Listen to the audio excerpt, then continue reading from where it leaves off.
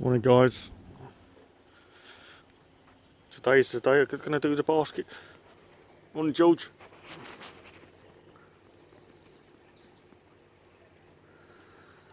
Today's the day I'm going to do the basket on the pond.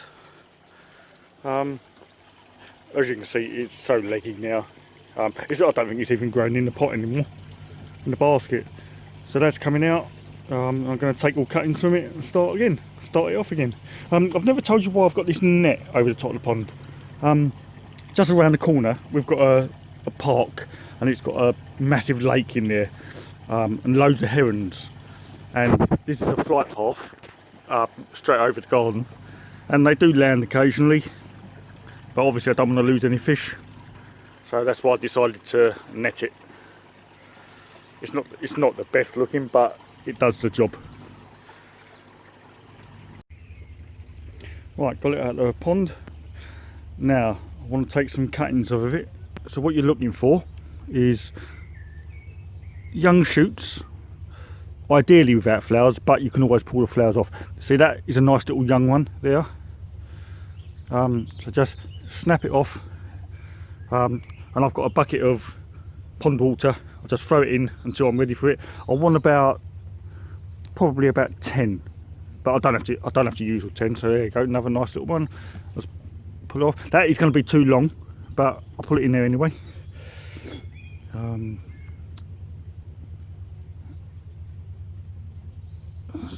Another nice little young one. That's in the bucket, just in the water, just to keep it fresh. There's a nice little. I might not even use those, but there you go, in there. Oh, there's a nice little one with roots on there as well. The roots don't take long to develop anyway. Anyway, I'll get back to you when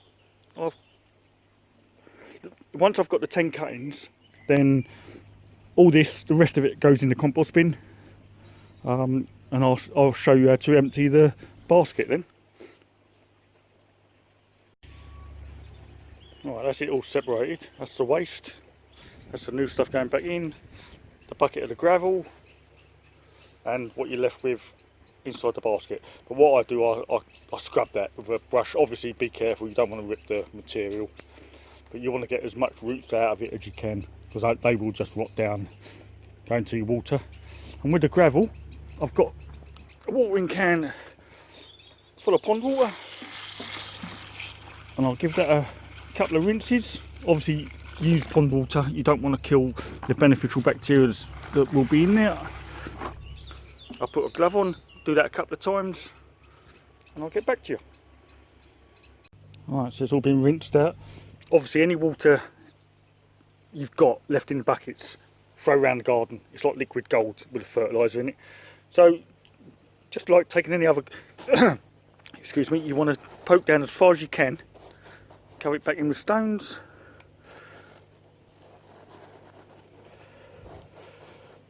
because obviously when this goes back in the pond, they're going to want to float up. So the further you can get them down in the gravel, it's not easy one-handed.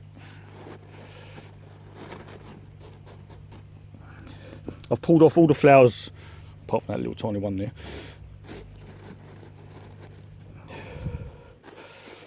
So just go all the way round. Well, you can put as many or as little as you like in here. There's no set rule. I'll just try and get it so it starts up properly again quickly.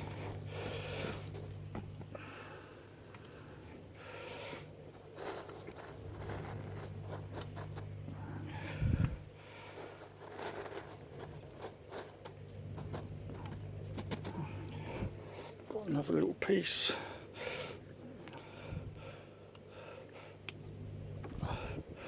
One more bit in there. Poke it down as far as I could go. Make sure it's all. There you go. Alright, let's float it back on the pond. It's heavy one-handed. Just pull it in slowly.